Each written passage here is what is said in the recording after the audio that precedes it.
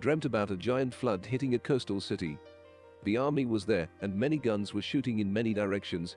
It was all very reminiscent of Hurricane Katrina. The whole chaotic scene was drawn out in comic book art as well. And soon, the dream ended. 2 Peter 3:6-7, whereby the world that then was, being overflowed with water, perished. But the heavens and the earth, which are now, by the same word, are kept in store, reserved unto fire against the day of judgment and perdition of ungodly men. Proverbs 27:12, a prudent man foresees evil and hides himself, the simple pass on and are punished.